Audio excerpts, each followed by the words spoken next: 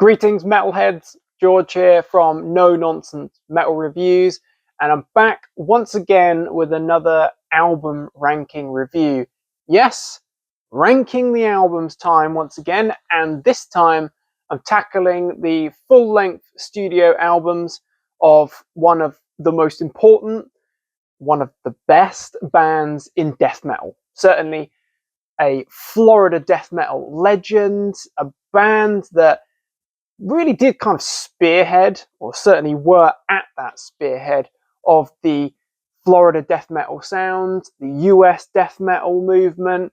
They were right there, one of the instrumental bands. I am, of course, talking about the mighty Morbid Angel, a freaking legendary band and worthy of the title of legends, because let's face it, they are.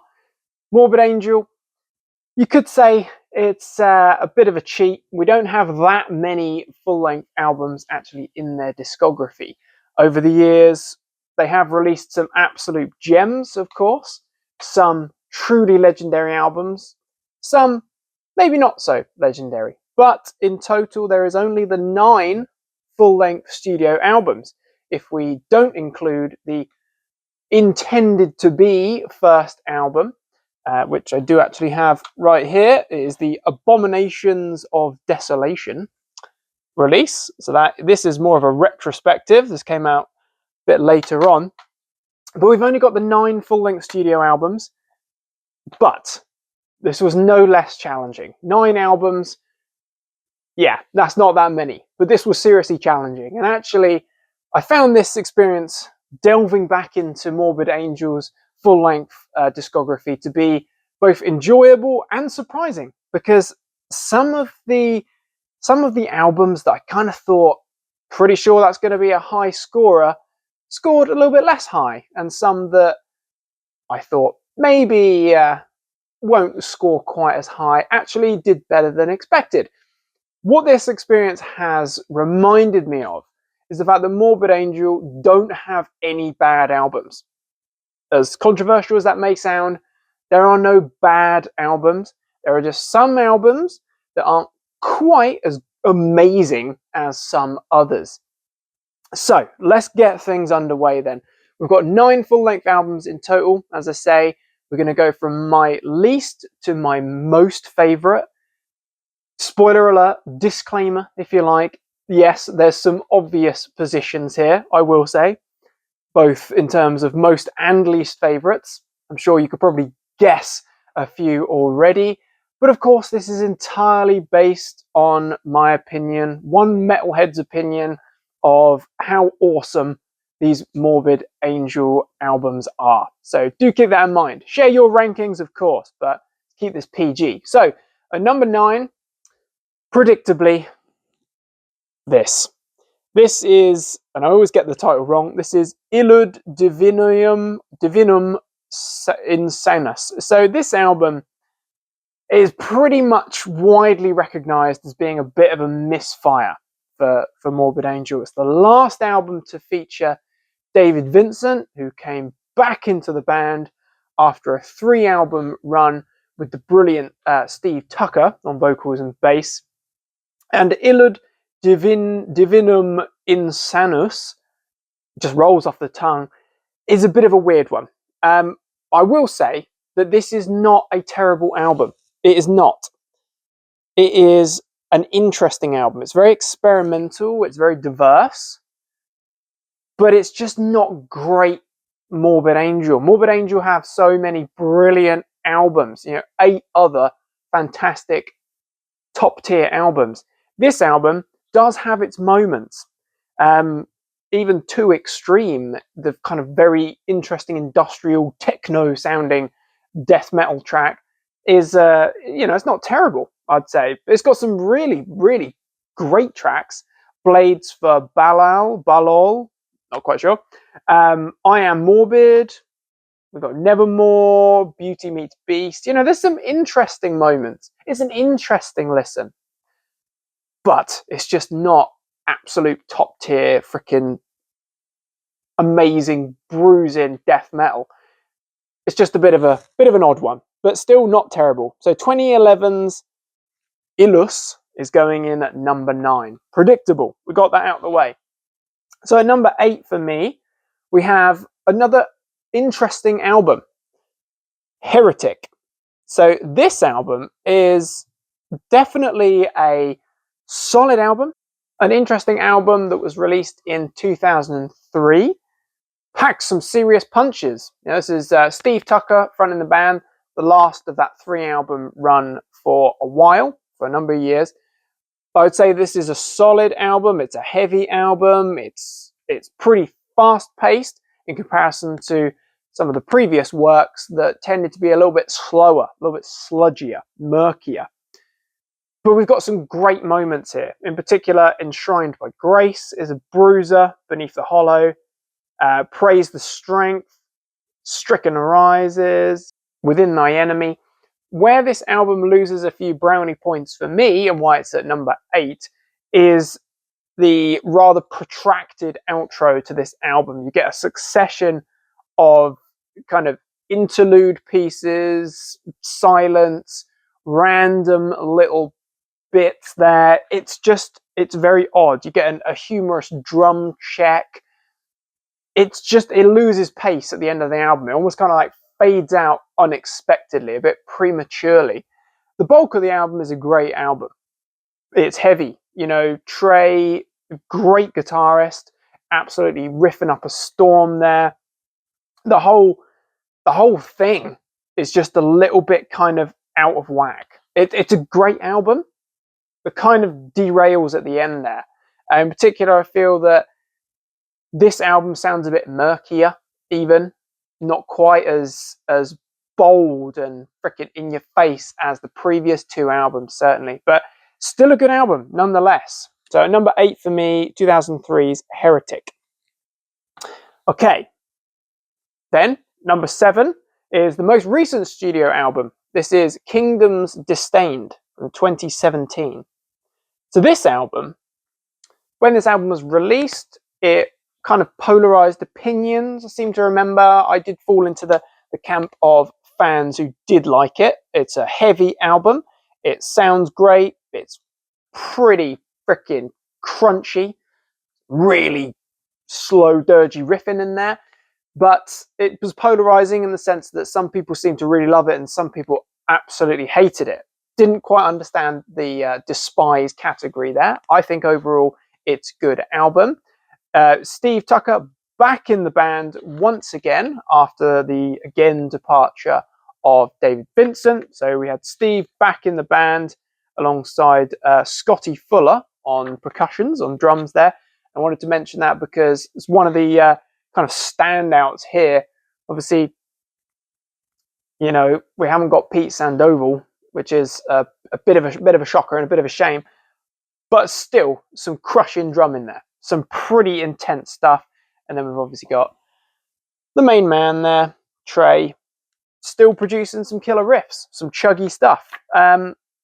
It's nowhere near as good as some of those other earlier albums. Totally get that. That is undeniable. However, I do think this is a solid album.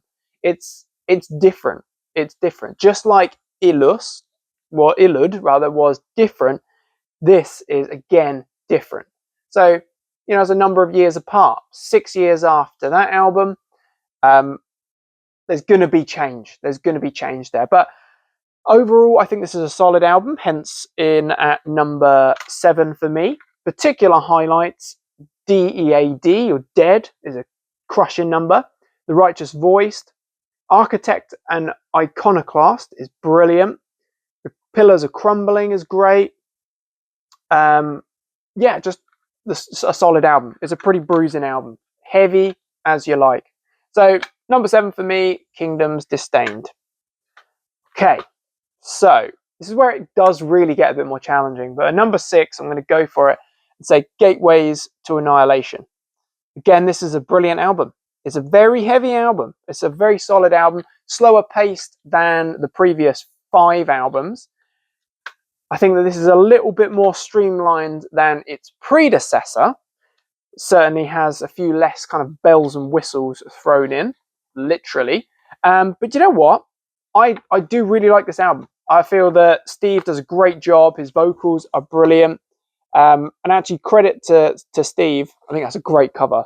This is a Seagrave cover, obviously. What I will say is that I really like Steve Tucker's vocals, and I think he sounds brilliant here as he does on all of the albums, all of the Morbid Angel albums. Of course, he's a really powerful voice. He's got a real kind of a different voice, very different to David, I would say, to Vincent. But you know what? I like this album a lot, and in particular, I think you get some absolute crushing numbers in Summoning Redemption. He Who Sleeps is a freaking beast. Opening of the Gates, God of the Forsaken. I think that's kind of the outro, and then the outro piece there. Really solid. I'd say this is really solid. It's crushing death metal. It's not again, keep saying it, but it's not as good as some of the albums that came before it. But I do feel that this is a really solid album. It was released in 2000, so you know, a pretty interesting time in music in general, in heavy music certainly. But you know what? I think this album stands up. I think this is a bit of a shining light. So number 6 for me, Gateways to Annihilation. Punchy album.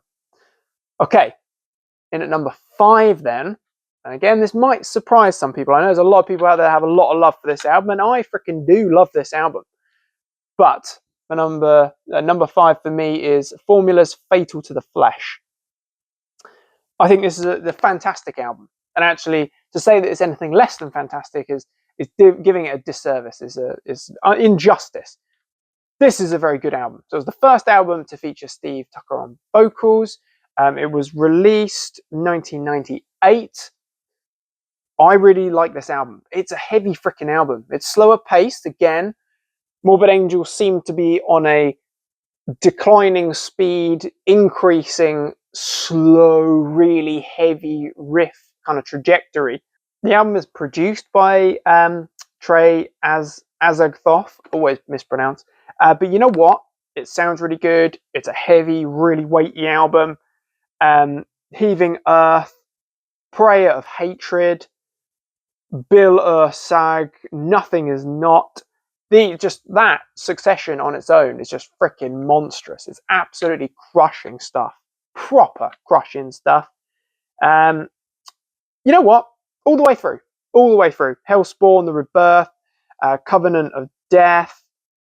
Yeah. But then you get the outros. Again, I think what kind of makes it difficult between Gateways, which is a monster of an album, and Formulas is that, again, you get these kind of lots of interlude outro pieces at the end of the album, kind of tailing things off, and it's almost like it's front loaded with excellent heavy tracks, and then it kind of peters out a little bit, and that is, yeah, a little bit of a disappointment. Loses the pace, I must say.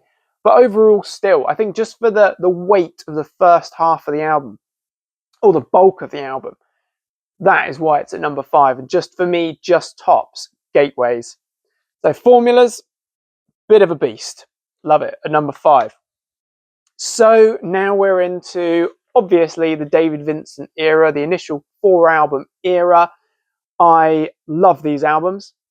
All 4 of these albums were some of the first death metal albums that I actually really got into in a big way, because it's that much more kind of thrashy.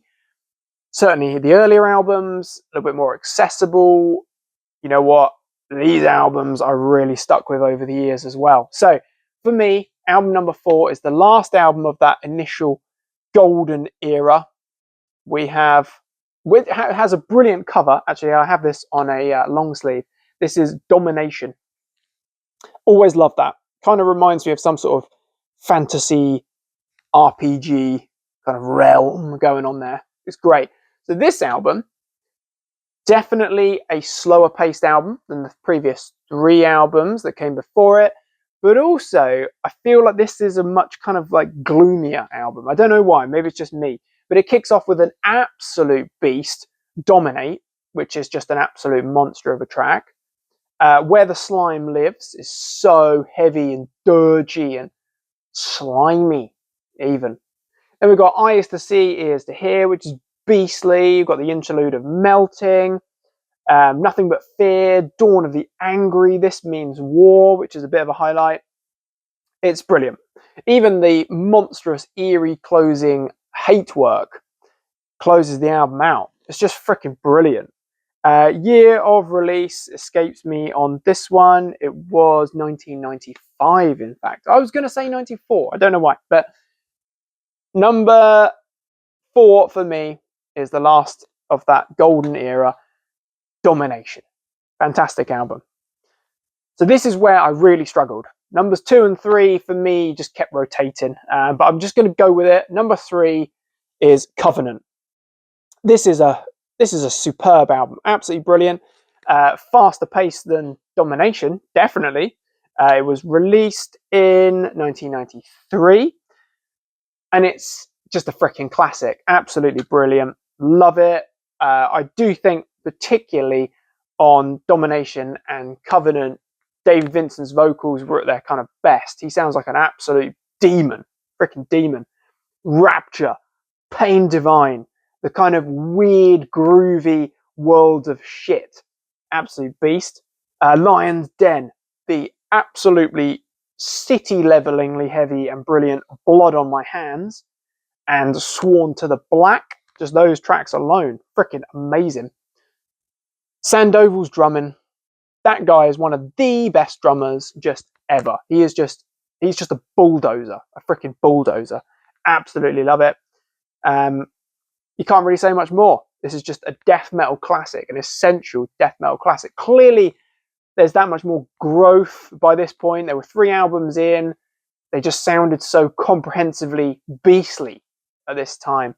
It's freaking amazing. So number 3 for me is Covenant. The other album that I really struggled with, was it going to be number 2? Was it going to be number 3? Covenant or this? Blessed of the Sick. So, but it has landed at number 2 for me. Blessed of the Sick, the second album from the mighty Morbid Angel. I love this album. It sounds very, very much like a continuation of the first album, but a bit grander. We get all these kind of interlude instrumentals, very epic in sound and style. It was released in 1989, it says here. Was it 1989? I thought it was... No, 1991. I do beg your pardon. I would say this is a fine continuation. Not as good as the debut, no. More on that in a moment, predictably. But this packs some amazing songs. Almost equally as good as some of the material from that all-important debut. Fall from Grace, Brainstorm, Rebel Lands, Day of Suffering is just colossal. Absolute monster. Blessed of the Sick, Unholy Blasphemies, Abominations, Desolate Ways, The Ancient Ones. Holy, well, all that is unholy blasphemies, I should say. This album frickin' rules. It's fast-paced, much faster than Covenant, I feel. And it's just a great album. It's a freaking death metal masterpiece. 1991 really does stand up to a lot of the other stuff that was coming out of the Florida and US death metal scenes at that time. Obviously, that was an explosive time for death metal. And I think certainly in the Florida and US scenes, but I think this album really does hold its own. I think it has a unique, absolute brilliance to it. And it's an amazing piece of work. The whole band sounds on fine form. I love it. I'm a big advocate of Blessed of the Sick, hence why it's at number 2 for me. But of course, and I think this would be, if you got 10 rather, Morbid Angel fans into a room, 9 of them are probably going to say the best album and their favourite album is Altars of Madness. The debut album, the legendary debut album, released in 1989. This album is of immense importance for not just being an absolute classic, but being so influential and such a pioneering album. And I believe it has been voted, I think it might have been Metal Injection or some site, voted it as the number 1, or it was voted as the number 1 death metal debut of all time. And I can understand why, because this is just an absolute benchmark album. Immortal Rights. In fact, I'm not even going to go through all of the track list because there is no dud tracks here. There's no kind of interludes, pieces there. It is just full on, start to finish, absolute pummeling death metal. But particular highlights for me: Maze of Torment, Lord of all Fevers and Plagues, Damnation, Blasphemy. It's just absolute classic stuff. You cannot fault this album one little bit. And it's that, you know, iconic line up there. It just works. The whole thing freaking works. Of course, it's a Morris Sound Studios album, a Tom Morris album there. See our lineup and notes. What more can be said about Altars of Madness other than this is just so good? This is so good. The Morbid Angel at their best. And I freaking love it, as do many, many other poor lost souls like me. So, number one for me, obviously, Altars of Madness. So that is the ranking, the no-nonsense metal reviews, my ranking of the studio albums, full-length albums from the mighty Morbid Angel, of course. Number one has got to be Altars of Madness. Number two, Blessed Are the Sick. This album is so good. If you maybe aren't as familiar with this one, haven't given it quite as much time, check it out. If it's been a while since you've heard it, delve back in, give it some love. Number three was Covenant. So it really has kind of gone in a largely chronological order for me. Number four is Dominate. I love these four albums. They're just so freaking good. Then the fifth album is at number five, Formula's Fatal to the Flesh. Got album number 6 here, Gateways to Annihilation. Great album. Number 7, we've got Kingdoms Disdained. Number 8, Heretic. And number 9, the rather interesting Illud.